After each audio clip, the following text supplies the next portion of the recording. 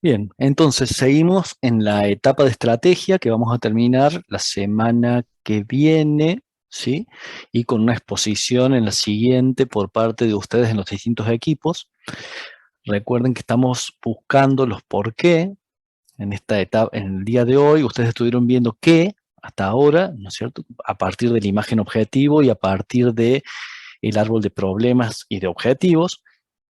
Y ahora en el por qué vamos a buscar la justificación de, digamos, técnica, disciplinar de por qué tenemos que hacer esto. Entonces vamos a analizar lo que hay en el lugar de acuerdo al eje que tenemos. Vamos a utilizar esta metodología que vamos a explicar que tiene que ver con el mosaico urbano y que tiene que ver con las escalas. Y el resultado esperado es tener un diagnóstico de lo que vamos a hacer hoy. Sí, lo que vamos a empezar hoy es un diagnóstico donde vamos a tener por medio de un elenco de mapeos, vamos a conocer las situaciones por ejes. Pero los vamos a hacer de tal manera que en la otra semana siguiente se pueda comunicar entre los distintos grupos, entre los distintos talleres, para que todos tengamos en claro que no solamente es un eje el que interviene en el lugar, sino que por lo menos, digo, decimos así, son cuatro los ejes que vamos a trabajar. Y acá lo traje a Don Einstein, tiene que ver con la metodología de análisis que vamos a ver ahora. Y lo traigo porque él, en el 1915, hace aproximadamente 100 años, plantea la teoría de la relatividad y la plantea, y ustedes van a decir, ¿por qué? ¿Qué tiene que ver? Pero esperen un poquito. Sí. Y la plantea porque encuentra un problema de incompatibilidad entre dos cosas que estaba diciendo la ciencia. Por un lado, lo de la mecánica newtoniana, que venía desde el año 1700, más o menos, me puedo equivocar, pero por ahí anda. Y por otro lado, lo que venía de lo electromagnético, del electromagnetismo, que eran cosas como contrapuestas, que es Maxwell el que termina siendo como una síntesis de eso. Entonces, pensando cómo eran compatibles estas cosas, habla de la teoría de la relatividad. Bueno, nosotros no vamos a hablar de la teoría de la relatividad, pero sí una de las cosas que es interesante de esto en nuestro campo de estudio es que él se da cuenta que, por ejemplo, una partícula puede ser leída de dos maneras distintas. Puede ser leída como materia o puede ser leída como energía. Y en ese punto, es decir, como materia de Newton, como energía de Maxwell, la misma cosa, de acuerdo de donde la miro, se entiende como una cosa diferente. Y eso no invalida que exista una o el otro lado. Están los dos lados conviviendo, ¿sí? En la misma. Es decir, uno puede mirar algo y decir, leerlo como materia, y otro puede leerlo como algo que no es materia, como que es una energía. Entonces, ¿qué tiene que ver con nosotros? Bueno, tiene que ver que vamos a fijar las distintas escalas de análisis, donde el macro, el meso y el micro siguen siendo nuestras escalas de trabajo, y pero al mismo tiempo vamos a hacer un paseo por las distintas áreas del diseño que podríamos estar utilizando esto, o que por lo menos se podrían ver más desde arquitectura. Esta es la territorial, pero en esta, el macro, la figura de la izquierda, en este caso, es la provincia de Córdoba. Podría ser más, podría ser toda la Argentina, podría ser Sudamérica, podría ser el mundo, ¿no? Porque es una planificación territorial del territorio. En este caso de acá, estamos hablando de que estamos fijando, por eso digo que es relativo, tiene que ver con la relatividad, estamos fijando como macro la provincia de Córdoba. Cuando bajamos de escala dentro de la misma provincia de Córdoba, la imagen que vemos en medio, empezamos a distinguir algunas cosas que en esta, la de la izquierda, la macro, no veíamos. Acá en la de la izquierda, los que conocen un poco, tiene que ver con estas de las salinas del norte cordobés, que se une con Santiago del Estero, y esto oscuro que se ve acá es la laguna de, a ver, la laguna de Mar Chiquita, ¿sí? Y lo que se ve verde es la parte productiva de Córdoba. Esto es Córdoba, esta es la ciudad de Córdoba, ¿sí? Este es el cordón montañoso de las sierras de Córdoba y no sé, se puede afinar un poco el ojo, pero no se ve mucho más, ¿no es cierto? Sí se ve, pero bueno. No sé. Pero mientras nos cambiamos de escala empezamos a ver otras cosas. Fíjense la presencia del lago San Roque, que es quien nos provee parte del agua en la ciudad de Córdoba. Es decir, si estás planificando territorialmente, sabes o estás buscando de dónde tiene que venir el agua. Ese es uno de los problemas que tenemos en este momento. La parte norte de la ciudad de Córdoba se alimenta del lago San Roque, la parte sur de la ciudad de Córdoba se alimenta de por acá abajo, sí que es el dique Los Molinos. Y ahora se está planificando hace rato que se trae agua del Paraná, que ahora está seco, entonces no sé en qué estará esa situación. Bueno, escala Meso. En esta escala Meso, la ciudad de Córdoba toma también un protagonismo mayor. Se ve esto, esta foto es vieja, ¿no? Esto es el cinturón verde y es de lo que nos alimentamos los cordobeses, digamos, de las verduras de diario, digamos, de las cosas que se comen, que está más cerca. Entonces, una planificación a escala meso en el territorio, podemos empezar a ver estas cosas. Por ejemplo, cinturón verde. Y si nos acercamos, en el micro llegaríamos posiblemente, de acuerdo a lo que estemos estudiando, llegaríamos a esto, a este acercamiento. Y en este acercamiento empieza a aparecer con más claridad la zona central, algunos vacíos dentro de la ciudad, el tema del río, cómo lo atraviesa. Uno utiliza la escala que necesita para abordar un problema. Es decir, ¿cómo sabemos cuál es el que necesito? Y bueno, por eso estamos estudiando distintas escalas, para entender y poder pasearnos de un lugar a otro para que uno pueda empezar a entender cuál es la escala que necesito. Si nos vamos al urbanismo, la primera, la más grande, es la más chica de la anterior, que podría ser también otra, pero digo, porque es muy relativo. Y en este entonces vemos toda la ciudad de Córdoba, vemos las conexiones con lo inmediato, 40, 50 kilómetros alrededor de Córdoba, lo estaríamos abarcando acá y podríamos analizar cómo la gente de Río Ceballos trabaja en la ciudad de Córdoba y va y viene todos los días, Villa Allende, etcétera, etcétera. Bueno, que no es la ciudad de Córdoba, pero que sí Altagracia también. Mucha gente es una ciudad dormitorio que van a trabajar todos los días, entonces los accesos tienen una importancia y podríamos mirar el sistema de movimiento desde ese lugar. Cuando vamos a la meso, la foto del medio, esto ya es el centro de la ciudad de Córdoba, ¿sí? Donde el río tiene protagonismo, la cañada tiene protagonismo, el Parque Sarmiento y la ciudad universitaria se ve por ahí y se ven estas calles que tienen su importancia en esta imagen. Esta es la Colón, que recorre todo absolutamente de oeste a este la ciudad de Córdoba, que en esta imagen del macro no estaba presente. Entonces, uno tiene que cambiar, porque por ahí dice, bueno, voy a peatonalizar tal calle, sin entender que esta calle en realidad tiene una influencia mayor a nivel ciudad, y de repente entonces no es viable peatonalizarla. Y suponemos, podríamos estar trabajando, si diríamos, bueno, vamos a trabajar sobre el lado del río, en el ex predio del mercado de Abasto. Esto está muy vecino a nuestro sitio de ahora, que nosotros estamos por acá, ¿sí? Bueno, este es nuestro recorte de trabajo y entonces empezamos a mirar otras relaciones. Ah, mira, pasa el río, ah, mira, hay espacios verdes, ah, mira cómo se está ocupando, fíjate cuánto de denso está en edificación y vamos a seguir analizando cosas por ahí. El diseño urbano es un poco más cercana, digamos, estamos bajando de metros de observación desde arriba.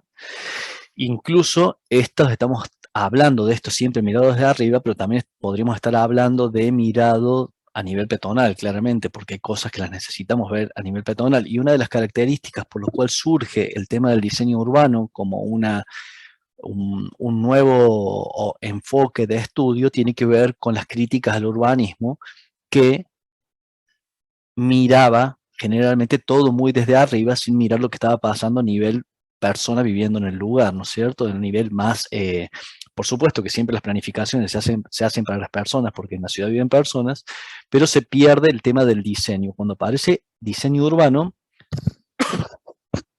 que es una, no sé si decirle subdisciplina del urbanismo o otra disciplina del urbanismo, es para abarcar ciertas cosas que están entre medio de la arquitectura y la ciudad.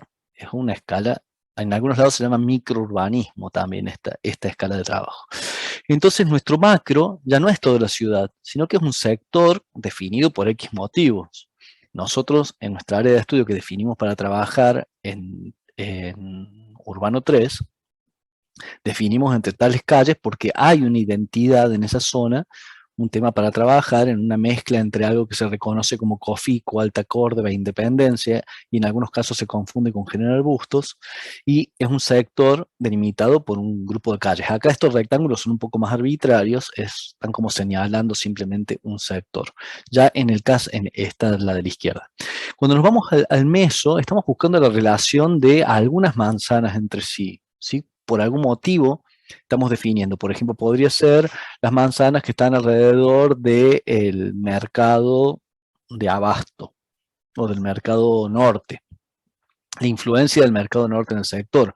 O podemos estar mirando que se trata de todo un sector comercial que estamos analizando y lo estamos poniendo en el foco de estudio. O, bueno, como es el caso de mi tesis, de mi trabajo de tesis de doctorado en proceso, es las 70 manzanas fundacionales del centro de la ciudad de Córdoba. Entonces uno define eso ahí. En tanto que micro, para el diseño urbano, es la manzana, o puede ser la manzana, un poquito más, o dos medias manzanas, algo así. ¿Por qué? Porque no estamos entrando a la arquitectura en sí, tampoco estamos definiendo qué fue lo que hicimos durante todo el cuatrimestre pasado. Trabajamos entre la meso y la micro, esas dos escalas del diseño urbano. Entre esta meso, digo, que indico en esta diapositiva, y este micro.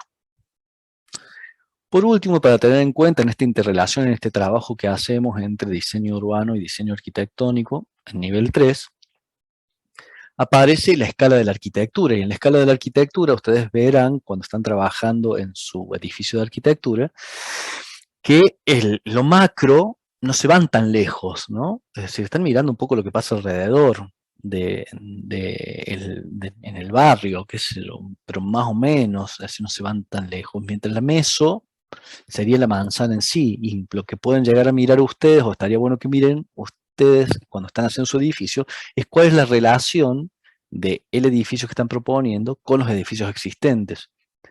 Cómo trabajan en ese tejido dentro de este microespacio a nivel urbano que es la manzana. Ahora, cuando bajamos a una micro, y acá seguimos viendo cuánto es de relativo usar micro, maso y macro, cuando bajamos a micro estamos en el propio lote, y entonces lo que toma valor es el estudio de las partes entre sí que componen el edificio, los distintos volúmenes que lo componen. Y entonces, claro, estoy estudiando la arquitectura puramente en la meso, estoy estudiando la arquitectura en relación con su entorno inmediato. Entorno es entorno, alrededor de, mientras que contexto, que es la macro, es cómo se desenvuelve esa arquitectura en su contexto. Pero el entorno lo pone en lugar de centro, mientras que el contexto es tejido con, ¿sí? Entonces lo pone en otra situación donde no tiene ese protagonismo. Bueno, entonces estas son las tres escalas que vamos a trabajar. Nosotros vamos a trabajar en esta, ¿no? En la del diseño urbano, donde un micro es una manzana, donde un meso es un grupo de manzanas y donde un macro es un sector que hemos definido nosotros como área de estudio. Les cuento que hay complejidad en definir un área de estudio, por eso es un tema que lo hemos hecho desde los docentes y no lo hemos dejado liberado para que lo hagan ustedes. Seguramente en su tesis, al final de la carrera, en su último año de la carrera, quizás si tienen interés en algún trabajo de este tipo, de esta escala o del tipo del diseño urbano, sean ustedes los que deban definir y encontrar por qué definen un sector de estudio en particular. La metodología que vamos a trabajar es la del mosaico, y un mosaico es algo como esto. Y quien es nuestro mentor en esto del mosaico es el señor Richard Foreman, que es el considerado, a mí me da gracia decir esto, padre, ¿sí? Padre del urbanismo ecológico, porque me da gracia el término, pero bueno, lo han bautizado como padre del urbanismo ecológico y todos le dicen que es el padre del urbanismo ecológico, así que papá Richard nos ha escrito un montón de libros. Él viene del área de la botánica, es profesor en Harvard, no sé si se habrá retirado ya porque tiene 80 y algo de años, y tiene un montón de libros trabajados, y ha trabajado en el área de la morfología urbana, por mucho tiempo y entiendo que ha seguido la línea de Kevin Lynch que quizás ustedes lo utilizaron en urbanismo, en diseño urbano 1. Particularmente el libro que dice Mosaicos del Paisaje, es el que básicamente vamos a trabajar, y el objetivo es que vamos a trabajar con una nueva herramienta de clasificación y análisis. Y diríamos, ¿por qué queremos trabajar con una nueva herramienta? Bueno, en realidad sería nueva, no es que sea nueva, que salió ayer la herramienta de parche, corredor y matriz como forma de análisis. Tiene como 20 años por lo menos.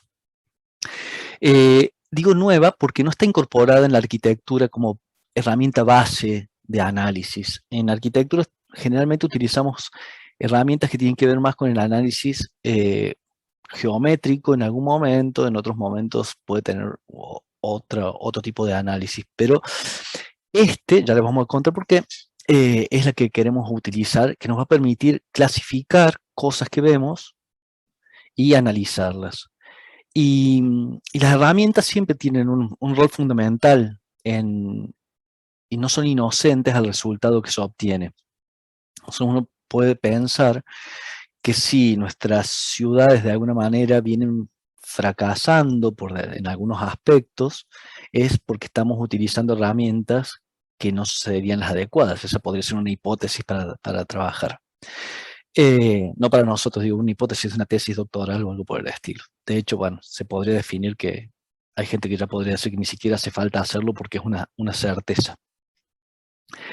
Eh, el propósito de esto es que elaborar nuevos criterios para proyectar de manera urbana y arquitectónica.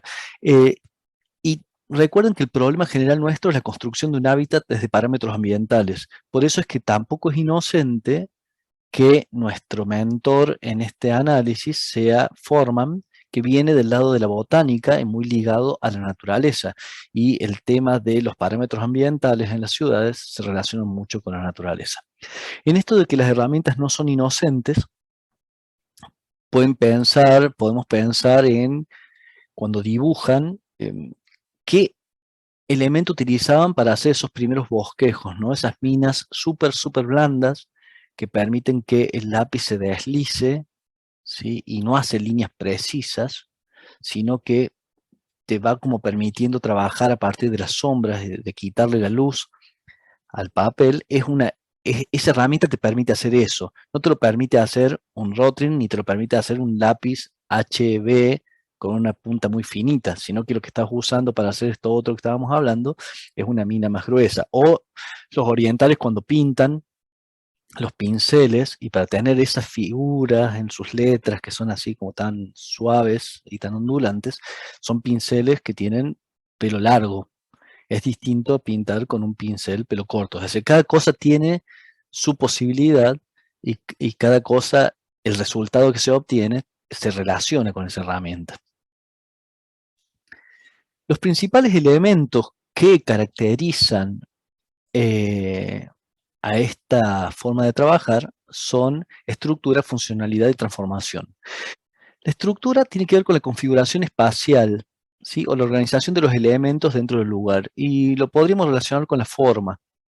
Y esa es como la más tradicional y que se viene trabajando en general. Por eso decíamos que al incorporar la funcionalidad y la transformación sobre todo, esta última creo que es la que la hace más distinta a las anteriores, a los sistemas de análisis más tradicionales. La funcionalidad tiene que ver justamente cómo funciona el lugar que estamos analizando. Tiene que ver con el movimiento y concurrencia que hay hacia hacia los elementos que estamos mirando. Concurrencia es si atrae, si no atrae, ¿sí? Y la última tiene que ver con el proceso y tiene que ver con la transformación. ¿Qué quiero decir con esto? Nosotros estamos mirando y analizando no solamente lo que pasa ahora, sino que también podemos utilizar para nuestro trabajo, si lo necesitamos, mirar para atrás, ¿sí? O mirar en el ahora cómo funciona algo que ya lo hemos hecho en el primer cuatrimestre en distintas horas del día o en distintos días de la semana.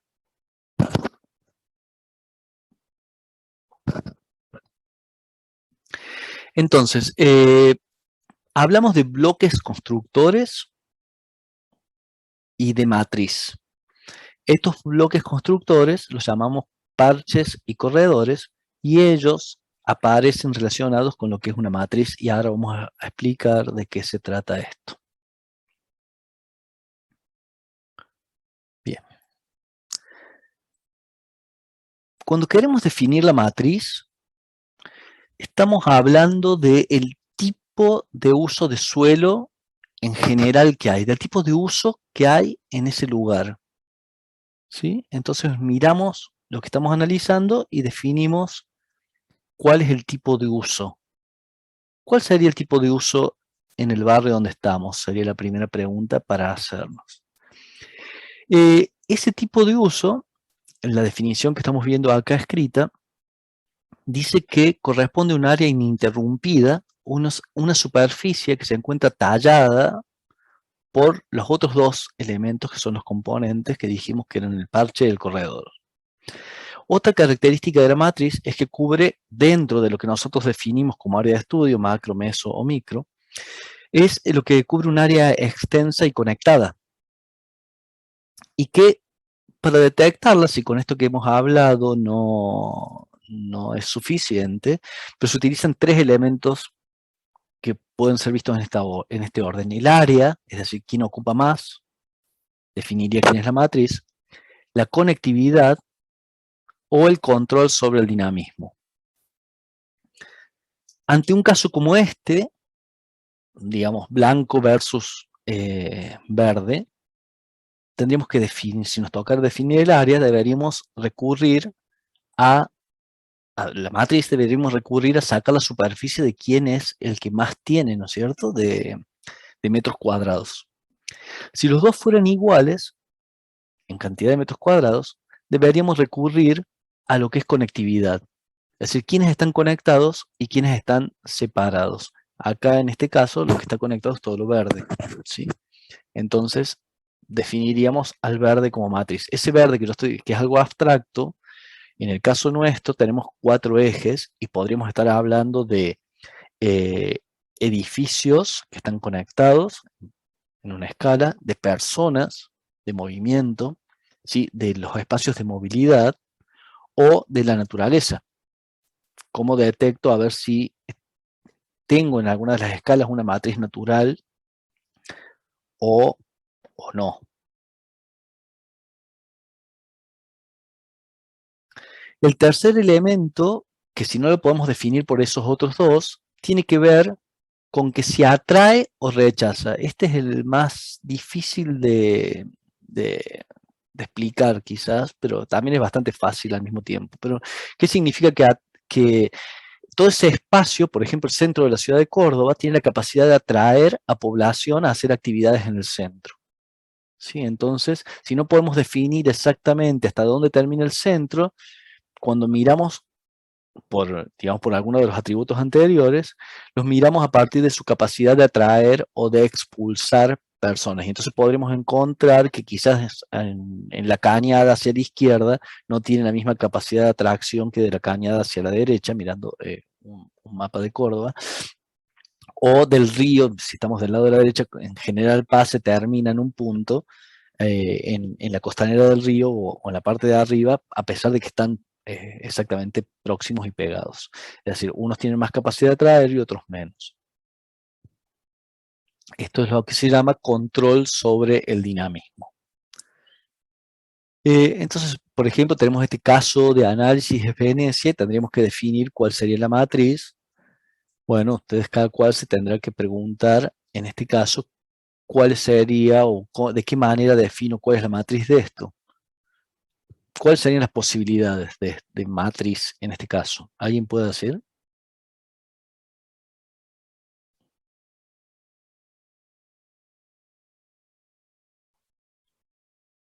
Listo. Bueno, ¿cuál sería la disputa? Estaremos pensando si es una matriz constituida por lo natural, que sería el agua, o el otro elemento que podría ser matriz sería lo construido.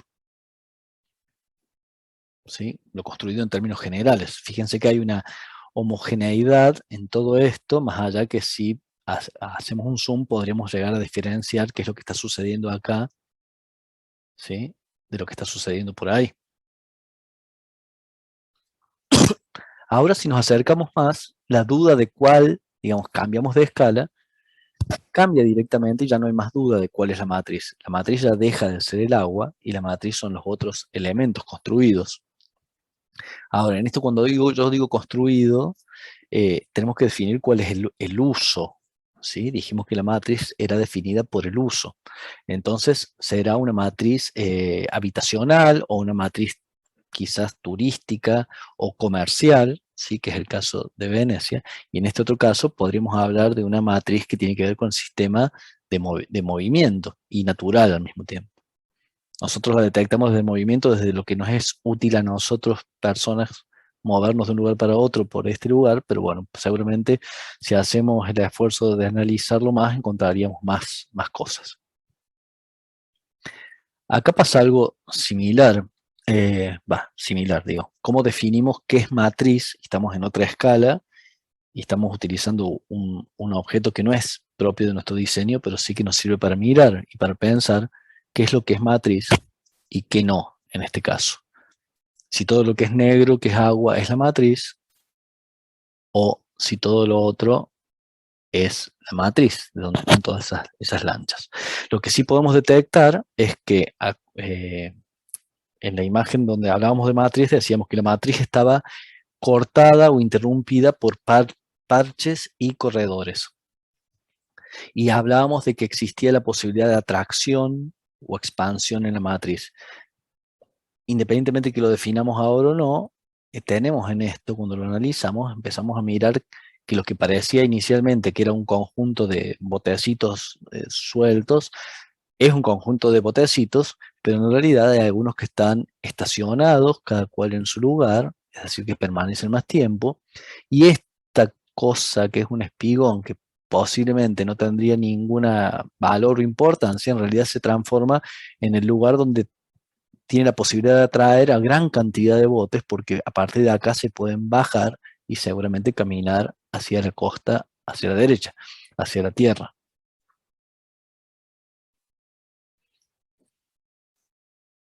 Y acá podríamos también definir una matriz, pero empiezan a aparecer algunos elementos, es decir, que nos llaman la atención, que interrumpen, que son los verdes, ¿no es cierto? Serían uno, y otros los círculos también.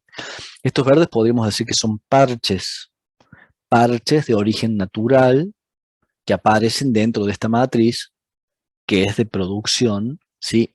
Y o habitacional. Habría que tener otros datos más allá de la mirada o conocer para definir si lo que sucede en estas construcciones es solamente productivo o es habitacional o es una mezcla de ambas. Y en base a eso, si fuera una mezcla de ambas, tendríamos que definir cuál es la que tiene mayor cantidad para poder decir si es habitacional o si es productiva. Quizás nos podríamos encontrar con la sorpresa que en el nivel de planta baja es una cosa y en el nivel planta alta es otra.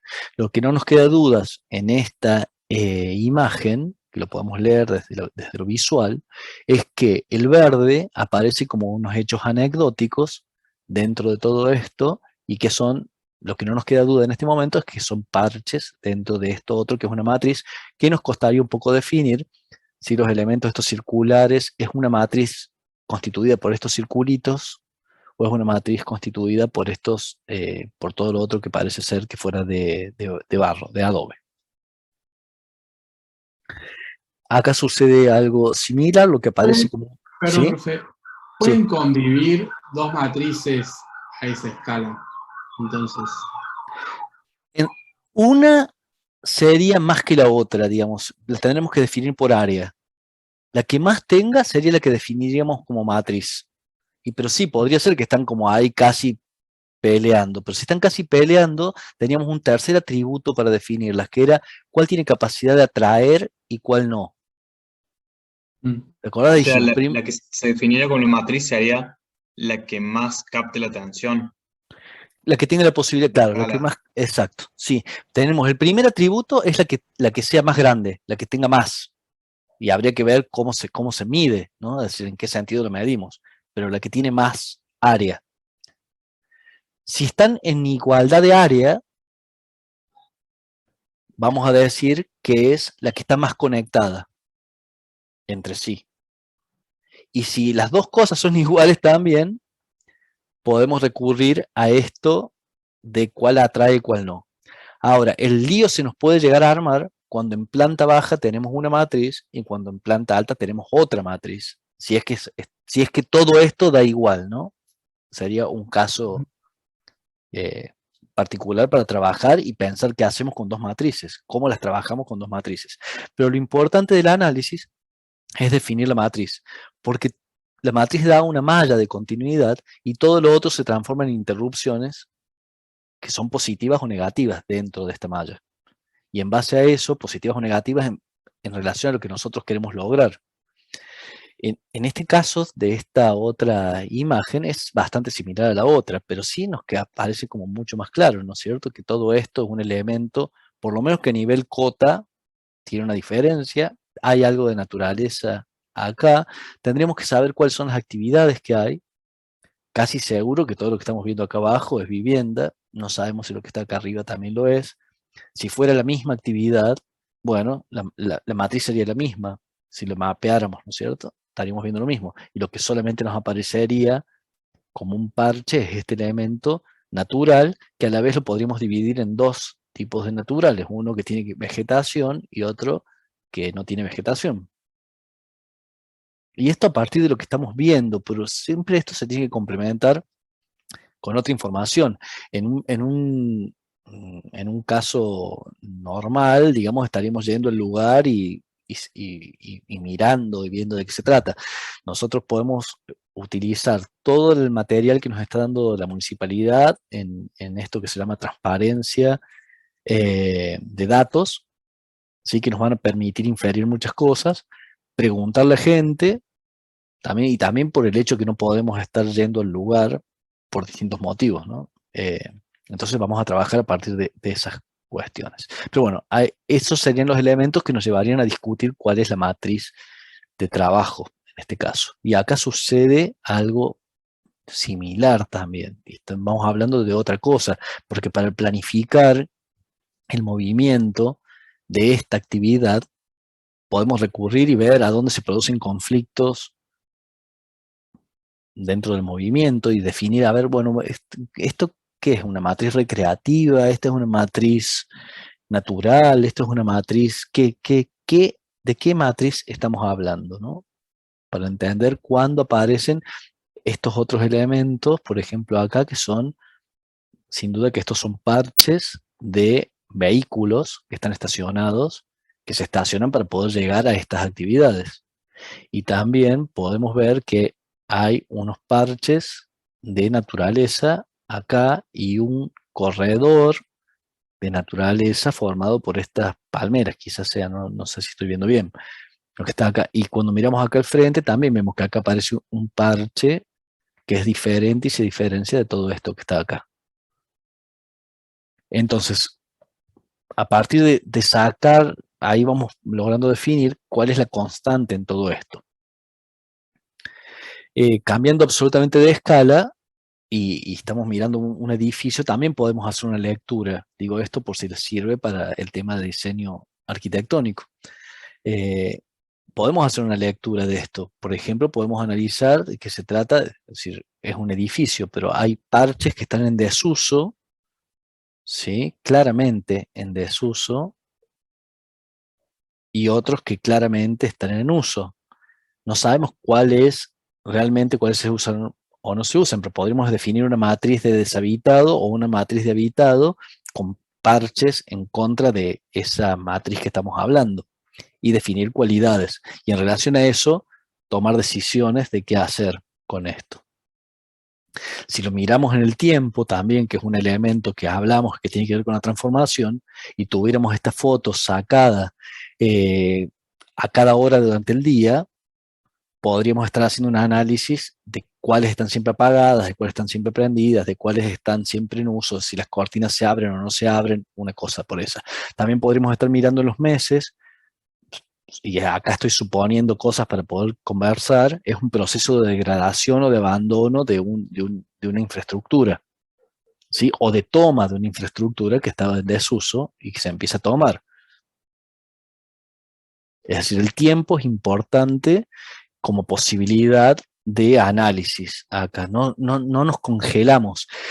¿Y por qué viene eso? Y bueno, la naturaleza tiene que ver, si queremos empezar a mirar las ciudades desde un enfoque que tiene que ver con lo natural, la naturaleza es así, no está congelada, eh, constantemente va teniendo cambios. Entonces, hay que analizar teniendo en cuenta los cambios. Bueno, fíjense, cacho de ciudad acá es claramente dentro de un desierto, la matriz sería el desierto y esto se presenta como un enorme parche, ¿no? En esta escala. Y ya estuvimos hablando de los parches mientras tanto, pero son áreas relativamente homogéneas que se diferencian de las que están alrededor.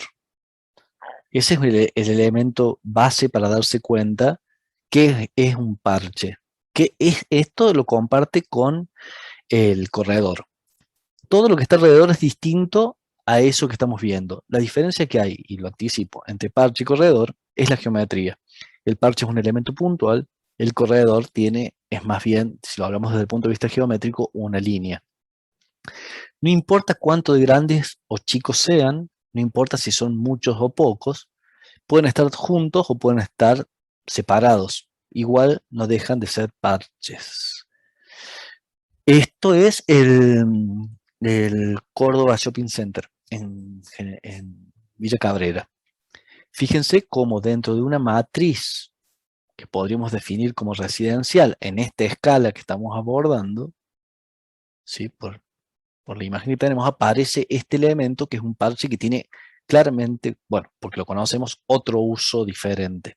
Entonces ya nos queda claro cuál es el uso predominante en esta escala de la fotografía que estamos mirando. Es decir, es habitacional con un elemento fuertemente comercial. También sabemos que hay algunos micros parchecitos, a ver si puedo mover esto. Por ejemplo, acá está la parrilla de Raúl que vende cabritos y que también es comercial. Entonces podemos decir que si uno conoce con detalle, acá hay una escuela acá abajo, ¿sí? Y habrá otros parchecitos comerciales por muchos lugares. Pero lo que define en general todo esto es una matriz habitacional. Estos son los elementos que nos sirven para clasificar. Yo voy a mover los carteles que tengo acá para poder leer todo. Por un lado tiene que ver con las características físicas. Y decimos, si el parche es un resto, es decir, algo que quedó de otra época, le podemos poner el simbolito de resto. Puede ser que es disturbio, significa que es algo que de repente se produjo por algún elemento, nos quedó una parte a utilizar fruto de un disturbio, de algo que pasó. Si es ambiental es porque ofrece características relacionadas al medio natural. Puede ser regenerado en el sentido que era algo que sin duda era un resto o un disturbio anteriormente y se le hizo una acción que terminó siendo regenerado. Si estamos analizando funciones, el tema cultural nos va a interesar, entonces vamos a incorporar el elemento cultural en esta clasificación de parches. Si mi trabajo en mi eje, sí, pero el regenerado puede ser un parche que se convierte en matriz. Cuando cambiemos la escala, se puede convertir en matriz, lo podemos empezar a leer como matriz. Se me ocurre, por ejemplo, un descampado que es un descampado grande que se convierte en una zona de viviendas. Bueno, sí, sería, si lo analizamos 10 años atrás, por decir así, es un resto. Si tenía naturaleza, sería ambiental. Si le sacamos todos los árboles para hacer las casas, dejó de ser ambiental, pero igual sigue siendo regenerado. Ahora, si cambiamos de escala, pero ahora mira, te voy a mostrar en esto. Si nosotros miramos esta de acá, quizás la pregunta va por ahí. Antes de que existiera el Córdoba Shopping Center, ahí había un descampado, claramente. ¿Sí? Ahora también, mira, si nosotros estuviéramos analizando, no puedo hacer más zoom que este que estoy haciendo, pero suponiendo que solamente hay quien se convirtió en matriz, se convirtió shopping en matriz prácticamente, ¿no es cierto? Si tuviéramos más cantidad de lo comercial. Y dentro de esa matriz comercial, ahí está, poner. Dentro de esa matriz comercial nos aparece el parche de los estacionamientos. O, bueno, o hay que hacer un análisis para definir cuál es parche y cuál es matriz, pero claramente, o quizás los estacionamientos son los que están más fuertes porque están todos alrededor y están continuados, y lo comercial sigue siendo un parche a esa escala. Por eso el cambio de escala es lo que nos puede dar que algo se convierta en matriz, siendo que en otra escala lo analizábamos como un parche. ¿Y si en vez de un shopping hacían viviendas? Y no habría un parche, sería lo mismo que lo otro, por lo tanto sería parte de la matriz. ¿Sí? Bueno, y esa pregunta que está buena, está muy buena, porque si vos estás buscando, por ahí necesitas un parche para activar algo. Hay unas operaciones en Barcelona donde había tantas viviendas que de repente deciden voltear una manzana para hacer una plaza en ese lugar. ¿Por qué? Porque se necesitaba que haya un poco de espacio para la interacción social. Este ejemplo es muy peligroso decirlo porque si no todo el mundo quiere voltear manzanas. Pero digo, en el caso de Barcelona era en el barrio gótico, en el gótico o en el Raval, por ahí, uno de esos dos, es decir, deciden voltear toda una manzana y hacen esa manzana, que es una manzana larga, donde está el museo, el que hizo Niemeyer, de arte contemporáneo de Barcelona, y y hay una plaza por ahí. Bueno, todo eso es una cuestión porque necesitaban un poco de espacio público en un lugar donde estaba sumamente saturado. Esa operación no fue trabajada desde Parche Corredor del Matrix, pero la cuento igual porque uno lo puede leer desde ese lugar. Esta herramienta te permite leer. Esa operación llevó, primero, construir viviendas en un lugar para poder mudar la gente que vivía en esas manzanas a ese otro lugar, poder voltear las manzanas a hacer el parque, ¿no?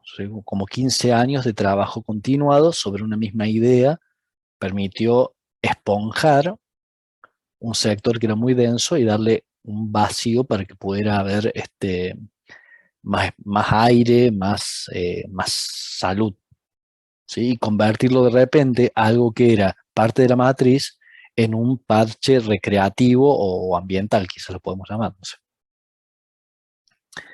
Bueno, entonces vamos a ir buscando de analizar cosas y les vamos a tener estos puntos de clasificación que tenemos acá.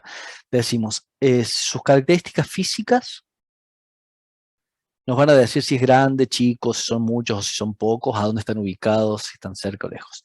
Su origen nos va a decir esto que estaba diciendo antes, si es resto, si es disturbios. De acuerdo a su rol, vamos a poder definir si son lugares que nos invitan a permanecer, si son un filtro, si atraen gente o si rechazan gente. Y ahora vamos a ver unos ejemplos que va a ilustrar un poco eso. Esto es en Kenia, esta foto es de este fotógrafo que tiene un montón de fotografías desde el aire, que les debo el nombre para otro momento, pero tiene esas fotos desde la tierra vista desde el cielo, creo que es el nombre del libro. Es el árbol de la vida en Kenia y todas esas marcas que estamos viendo que llegan hasta ese centro, que claramente es algo que es distinto a todo lo otro, es decir, es un parche que tiene la posibilidad de atraer, todos esos son los caminitos de los animales que se acercan hasta ese árbol para gozar de esa sombra en un lugar donde la sombra es muy preciada, y van y vienen y van y vienen de distintos lugares. Fíjense que vienen de todos los lugares hasta ese punto. Claramente se tiene la capacidad de atraer, quizás en un horario atrae y posiblemente en otro horario hace que se expandan. Así que no atraiga, no sería que se rechacen, sino que vienen y se van, que sería distinto a que los rechace, como ya vamos a ver en otro ejemplo. Bueno, esto podríamos detectar que es una matriz dada por toda esta área montañosa y sin embargo esta otra parte de acá que aparece en verde son parches productivos dentro de esta otra matriz que podría ser recreativa. En el caso de este estamos hablando de una matriz habitacional, ¿sí? Con un parche religioso, turístico, ¿sí? Estaría en una mezcla ahí de cosas, habría que ver cómo se lo clasifica de acuerdo a lo que se quiera ver o se quiera analizar, que invita a permanecer ¿sí? Porque la gente viene y pasa horas, es atractor porque la gente va no solo de la misma Barcelona, sino de distintos países del mundo a ver esto. Es decir, la capacidad de atraer puede estar dada en el propio entorno o hasta hablar de objetos que tienen un rol territorial en cuanto a su significación, ¿sí? En cuanto a su símbolo incluso. Es decir, Barcelona, muchas veces Barcelona se puede asociar con esta obra en la cabeza. Otro la asociará con fiestas, que también está bueno, con salidas. Bueno, también tiene la capacidad de esto de hacer que un montón de comercios estén en las plantas bajas alrededor, que son los que venden cosas, recuerdos, en relación a la experiencia de ir a esa visita. Entonces es un elemento que también atrae actividades, no solamente personas, sino que atrae actividades. Este es el caso del Buen Pastor, pero el Buen Pastor no como lo conocen ustedes, sino como el Buen Pastor que estaba antes del 2007. Fíjense todo el lado donde ahora hay unas fuentes por acá. Lo único que quedó de esto son estos dos patios, la capilla y no sé si algo más de esto, un poco de esto, de esta parte de acá del frente, ¿sí? De acá. Pero todo esto se demolió todo el borde. Y el Buen Pastor, a partir del 2007, es esto. En su momento, en la imagen de la izquierda, hacía que la gente no pase por ahí. Es decir, esa era la fachada del Buen Pastor en ese momento, es el mismo lado con esta nueva fachada. En realidad tenía uso, porque sí, porque por mucho tiempo tenía un uso definido que era el de cárcel, pero después dejó de tener ese uso. Entonces se transformó, en el momento que está esta foto sacada, se transformó en un parche en desuso, pero que su cualidad era negativa, porque el desuso uno a veces piensa que porque no se usa, listo, no se usa, es como si fuera cero, que el valor es ni contrario, ni que ayuda, ni que no ayuda, pero en realidad no ayuda para el desarrollo, no ayuda para que la gente quiera pasar por ahí.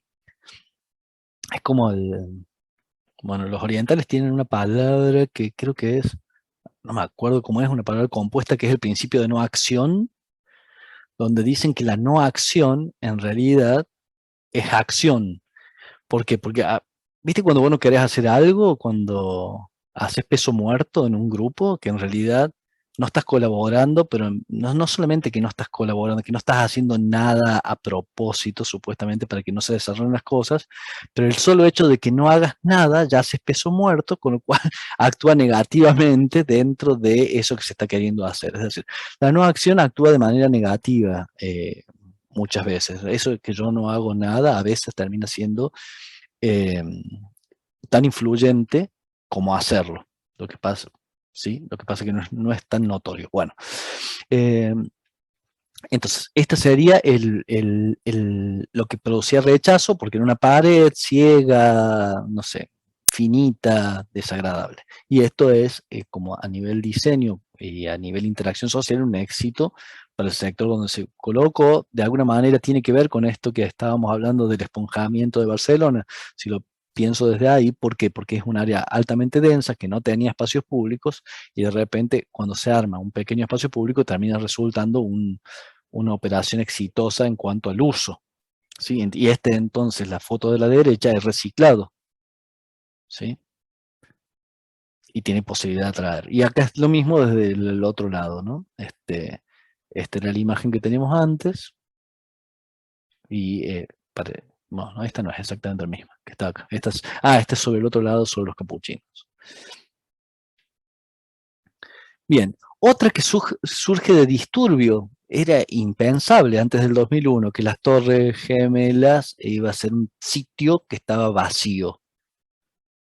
¿Por que nunca vas a pensar que ahí vas a poder hacer algo. Sin embargo, por una catástrofe, de pronto ese terreno se transforma en ese momento en un terreno, bueno, vacante, que después se hace concursos, se hacen obras, y ahora ya está de nuevo regenerado. Pero bueno, ese es un caso de un parche que aparece en un lugar central de la ciudad a partir de un disturbio. En este caso el disturbio es un atentado, pero podría ser un disturbio natural, ¿sí? Esto que estaba lleno de repente se transforma en un vacío. Sí, loquísimo, parece imposible, pero lo es. Lo mismo sucede acá con esta explosión que hubo en Beirut hace un par de años. Esto es lo que había, y al otro día todas estas dársenas se habían explotado y se había convertido en la posibilidad de hacer algo acá.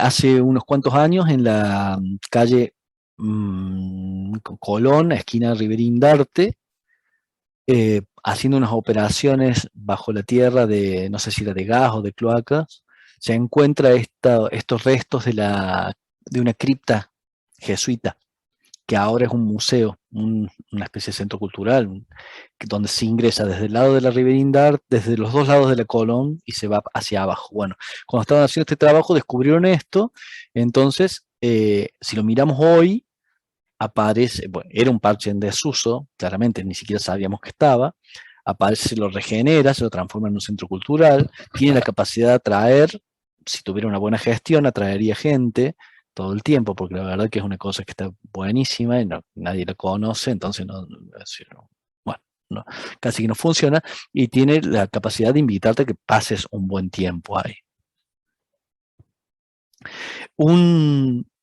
Un predio del ferrocarril, en este caso como el de Alta Córdoba, permite que los autos lleguen hasta un lugar y solamente se puede atravesar en dos, ahora, es decir, este lugar de manera peatonal, este lugar por una pasarela, y hay otra pasarela acá, ahora hace unos cuantos años, no tantos, por acá. Entonces, es un parche que tiene la capacidad de filtrar, claro, filtra los autos, no es lo mismo lo que hay de clima de un lado del ferrocarril como del otro lado, el movimiento que hay. De hecho, y si lo miramos diferente y en relación a lo natural, este elemento por años ha sido un parche que hacía que toda esta zona estuviera inundada, porque el agua escurre para el lado sur, digamos, para lo que está abajo, en contra de las flechas que yo marqué, y quedaba atascada hasta que se hacen los nuevos desagües hace como 15 años, y pasa esa agua y llega hasta el río. Pero hasta ese momento siempre había sido una zona inundable todo esto, y era casi una Venecia cada vez que había una lluvia en este sector de Alta Córdoba, porque las calles iban de agua de puerta a puerta de las casas. Es decir, que estaba haciendo un filtro no solo vehicular, sino en ese caso del escurrimiento del agua. En todo el trabajo de diseño urbano de Medellín se tomaron las zonas que estaban en desuso, degradadas de la periferia, de la parte más pobre, y se decide hacer un plan de centros culturales y bibliotecas. Esta es una de ellas. Entonces, ahora que está hecha, ese lugar tiene la capacidad de atraer, tiene una cualidad que es cultural, y también te invita a permanecer, por lo tanto hace que la gente pase horas ahí. Esto de permanecer tiene muchas consecuencias, porque cuando la gente va a un lugar, una cosa es que pase solamente y otra cosa es que permanezca por cierta cantidad de horas. Cuando permanece por cierta cantidad de horas empiezan a aparecer necesidades que tienen que ver con servicios que se pueden brindar en el lugar o en los lugares aledaños, ¿sí? Que se transforman en nuevas posibilidades, comercios, lugares de descanso que hacen falta, ¿sí? Bueno, esto también es Medellín. Qué fea que se ve esta foto. Disculpen, no la había visto que se veía tan mal. Este es el Jardín Botánico de Medellín y sucede lo mismo. Era un lugar que estaba absolutamente en desuso en este sector de la ciudad. Se decide unirlo con este otro que estaba acá al frente. Se arma, este es el orquideorama.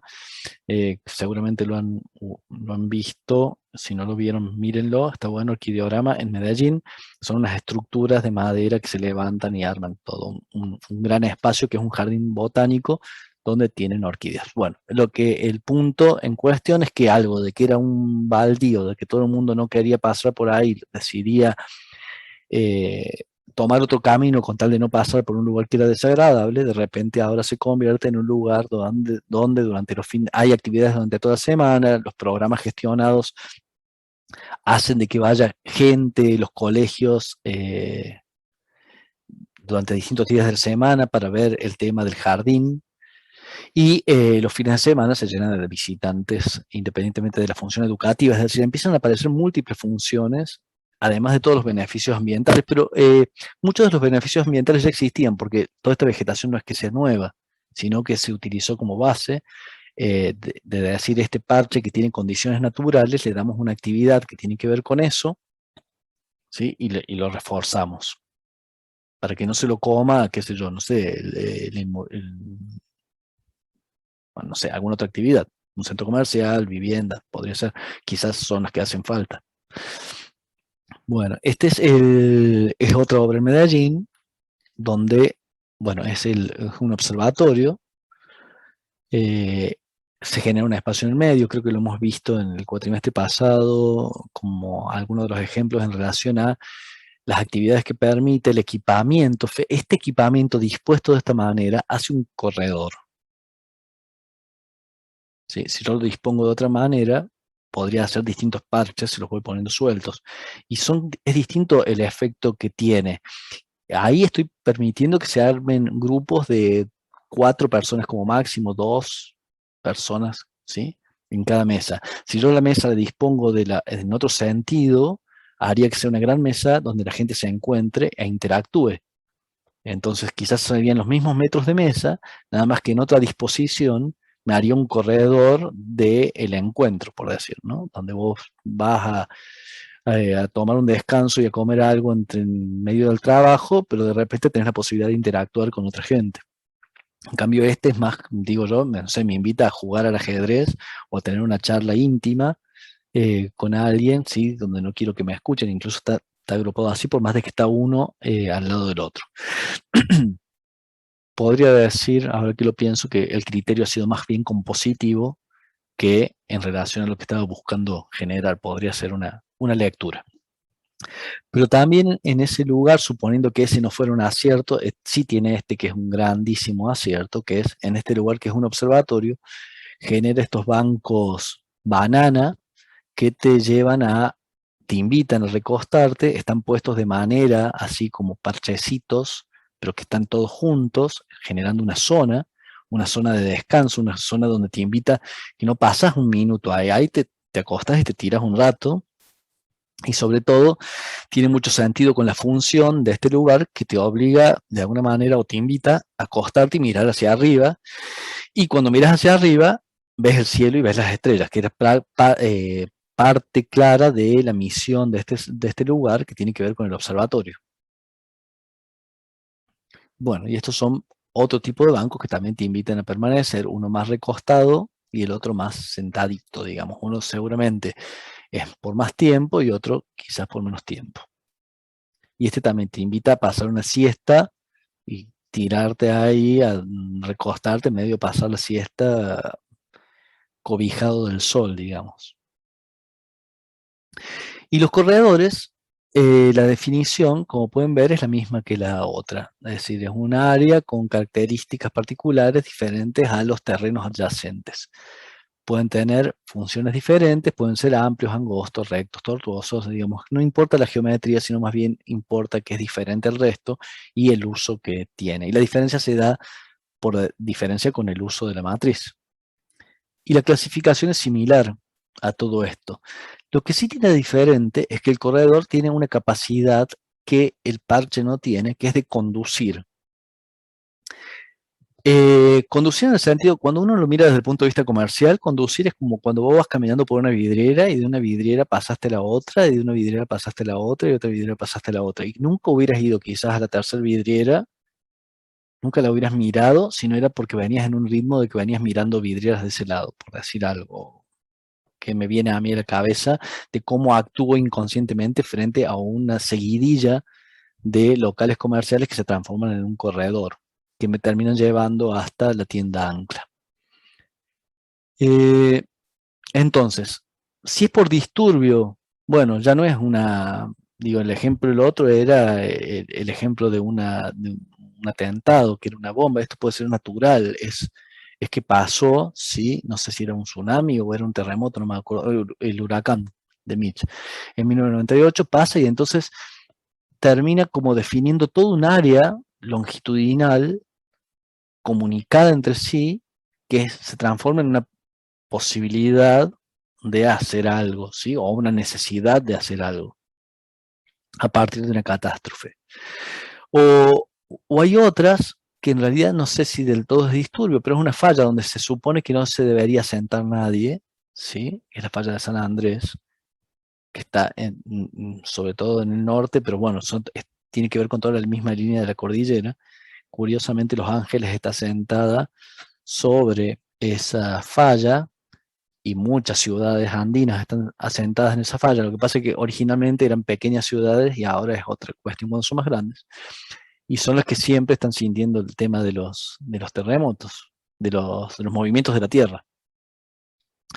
O lo que pasó hace unos años en Villa Allende, en la zona de Mendiolaza, en 2015, donde hubo una serie de inundaciones que se llevaron un montón de casas y entonces de pronto todo lo que estaba en ese recorrido del río, ahora nos dimos cuenta que en realidad estaban invadiendo lo que nunca se debería haber permitido construir en ese lugar, y de pronto ahora se convirtió en un área vacante que hay que resolver qué se hace.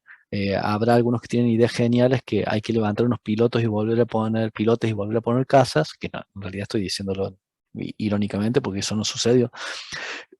O alguien que dice, bueno, lo podemos recuperar y hacer que sea un parque y que sea un lugar absorbente, de manera que la próxima creciente que venga, en vez de hacer un problema, tenga lugares donde puede el agua filtrarse en la tierra y no producir el daño que produjo, independientemente que el problema viene desde muchos kilómetros más arriba, digamos. Bueno, esta es la zona Rafael Núñez y Tejeda, ¿sí? Que se convirtió en el último tiempo, en los últimos años, bueno, salvo el último año, en un corredor gastronómico, donde antes solamente había casas, es decir, que si uno hace un análisis hace 10 años y hace un análisis hace 3 años y hace un análisis hoy, seguramente vamos a tener resultados diferentes de lo que estamos viendo, ¿no? En relación a que si atrae, no atrae, atrajo durante no sé cuánto tiempo, cuál era la matriz que hay, era residencial, después se transformó en un corredor, era una matriz residencial con un corredor comercial específicamente gastronómico, ¿sí?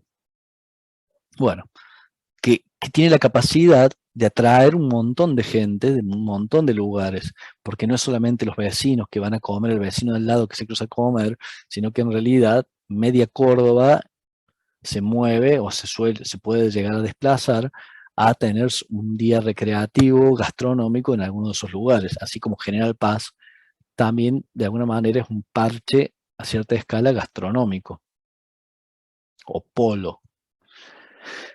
Bien.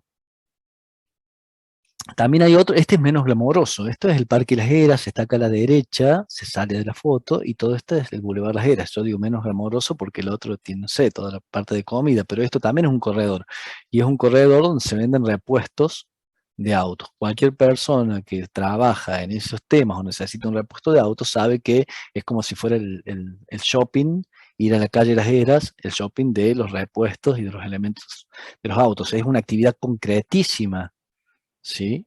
Que se diferencia de lo alrededor, porque lo alrededor tiene que ver con viviendas. Pero ahí, en esa parte, sucede esto. ¿Qué tiene en contra? Durante la noche, cuando cierran los comercios, como pasa en todas las áreas que son puramente comerciales, absolutamente no pasa nada y se convierte en un corredor que decidís no pasar peatonalmente. ¿Por qué? Porque no pasa absolutamente nadie, solamente algunos autos, o los autos que van por ahí. Entonces ya sabemos que los polarizados los podemos hacer en ese corredor.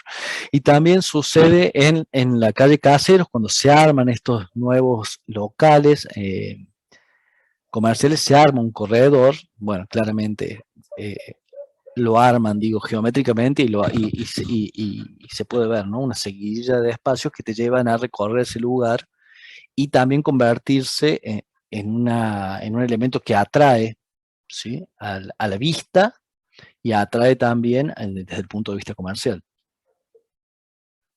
Tiene un carácter, en el caso de lo que vimos recién, que tiene que ver con el centro, con cierto actitud arquitectónica respetuosa del patrimonio en cuanto a escala. Bien, este es otro caso de disturbio, la costanera de Paraná. El Paraná se iba comiendo la costanera del río y se llama entonces el concurso. Esto va entre medio de anécdota y de lo que es el corredor. El corredor porque es una línea larga que estamos viendo ahí y hace que la gente vaya de un lugar para otro, corriendo, caminando, después suben al parque, no sé, se transformó en algo y está regenerado también porque era la barranca que se estaba cayendo y llegando el agua. Bueno, y entonces el gobierno llama a un concurso para hacer este elemento contenedor del agua, o para, no, para impedir que se siga rompiendo y que se siga comiendo la ciudad. Y entonces llaman a concurso y esto es anécdota, que el arquitecto Cabrera, que es de Paraná, hace 2 concursos y sale primero y segundo, él con un equipo. Es decir, estaba como súper afilado y lo gana. ¿Por qué? Porque su lectura de lo que se necesitaba, los otros concursantes eran la mayoría más viniendo de la ingeniería, no habían intervenido a nivel diseño, sino que estaban dando una respuesta a más esta infraestructura de atajar el agua. Lo que hace Cabrera hace eso, pero de cierto modo, pero arriba arma espacio público, y eso es lo que lo hace que termine siendo ganador. ¿Por qué? Porque por el mismo dinero, o casi por el mismo dinero, lograba tener 2 cosas, no solamente contener, sino generar un espacio, una nueva costanera en Paraná. Eso lo hace él y lo hace muy inteligentemente porque por momentos permite que el agua ingrese, digamos, no lo hace como una contención absoluta, sino que permite que el agua ingrese. Entonces, este corredor, ¿sí? Por momentos se ve invadido o visitado amablemente por el agua. Mientras tanto, por acá arriba se puede seguir pasando, ¿sí? Bien. Y último caso, que ya está, porque si no nos cansamos, más vale es ir a mirar a nuestro lugar lo que tenemos, pero es el barrio de Shinjuku en Tokio. Dentro de todo esto que se ve como estas torres, no es lo único que hay, pero son los edificios comerciales y administrativos, el centro comercial y administrativo, Shinjuku, y es esto lo que se está viendo y uno lo puede claramente diferenciar, ¿sí? Por sus alturas, volumétricamente de lo que está alrededor, pero también por sus funciones. Cuando uno conoce que este es un centro administrativo. Bien, entonces tenemos una matriz definida por todo esto, tenemos un parche que tiene que ver con esto administrativo, comercial, también tenemos otros parches que tienen que ver con estos otros elementos naturales, sí, que estamos viendo por acá, y se ven por ahí también, son los jardines, algunos de estos es el jardín imperial, creo que es este, bueno, no importa. Cuando nos acercamos ya nos cambia la relación de lo que estábamos hablando y podríamos estar mirando de más cerca qué es esto lo que está pasando y encontrando que dentro de toda esa actividad en la planta baja tenemos estos lugares de recreo y de paso, de circulación, de movimiento, ¿sí? Donde pasa gente de un lugar para otro. La actividad que hacemos ahora la explico de manera general, pero después ustedes la podremos charlar en cada lugar, en cada uno de los talleres. Es que vamos a trabajar con un modelo, una maqueta, a la cual le vamos a ir cargando toda la información que consideremos que es importante para nuestro problema detectado, digamos, para nuestro eje de análisis. Es decir, ustedes detectaron en la primera clase, empezamos a definir cuál era el problema que había en el lugar desde nuestro eje, un árbol de problemas, y en base a ese ahora tenemos que decir por qué. Dijimos qué, y ahora es por qué. El por qué es poner y generar una serie de mapeos que muestren la situación, que nos permitan hacer un diagnóstico sobre ese tema. Y vamos a trabajar. Ahí en el aula tenemos un CAD que armaron las ascriptas y un SketchUp también, que es una base que vamos a compartir entre las 4 comisiones, y es importante que trabajemos con esa. Ellas hicieron un trabajo, o sea, por un lado, alguna parte de esa información estaba, pero cuando uno lo pone en la foto, la información venía de Catastro, ¿no? Pero Catastro en realidad no le importa mucho cómo se relaciona una manzana entre sí, sino que lo que le interesa es la partición de las manzanas. Entonces a veces las calles no están ajustadas a lo que es la realidad. Entonces las chicas hicieron un trabajo que se lo facilita a ustedes, es que poniendo la imagen satelital, pusieron las manzanas del CATA encima y ya lo ajustaron a toda esa situación.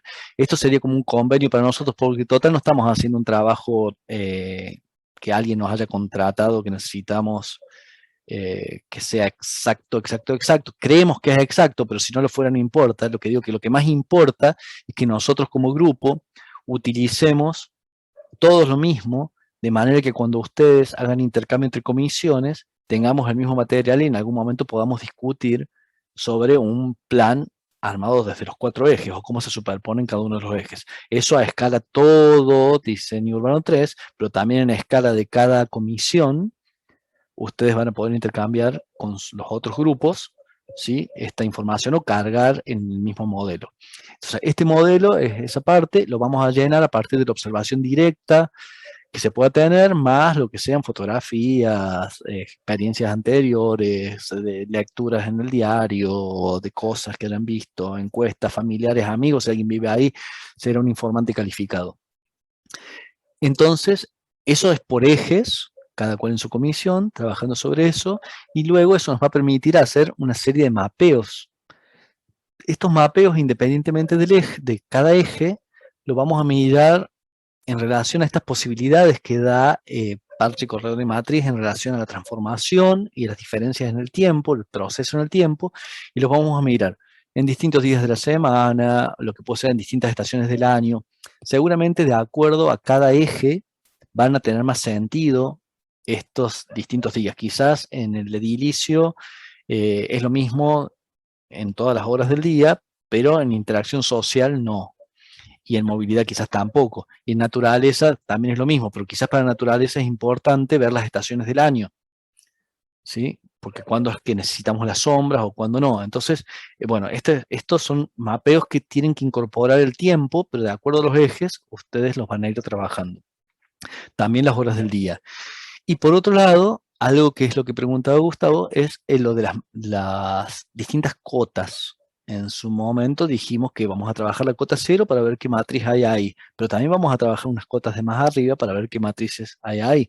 Por ejemplo, podríamos adelantar que todo lo que tiene que ver con movilidad pasa en cota 0, mientras que en este momento muchas de las ciudades que tienen temas de resolver de movilidad lo están haciendo por encima de la cota 0, y hace años atrás lo hacían con el subterráneo, las que pueden, lo hacían con el subterráneo, y ahora se está mirando de hacerlas por arriba. Entonces, bueno, tener en cuenta lo que está sucediendo arriba, o lo que está sucediendo en el subsuelo, lo que está sucediendo en el suelo, es importante, haya o no haya algo.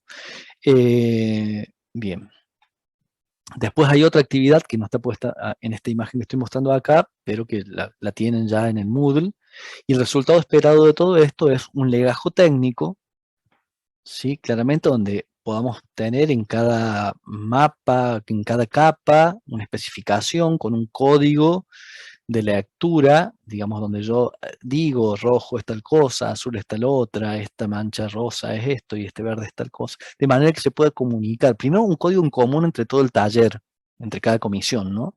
Y después esos códigos se compartirán cuando intercambiemos entre las distintas comisiones sobre los distintos ejes. De todas maneras, en cada comisión vamos a trabajar siempre sobre el mismo eje, ¿no? Pero sí está bueno el intercambio. Así que sin más, si hay preguntas, las podemos formular ahora y si no, podemos ir. No sé, profes, me puedo haber tragado 20 mil millones de cosas. Ustedes lo que querramos agregar.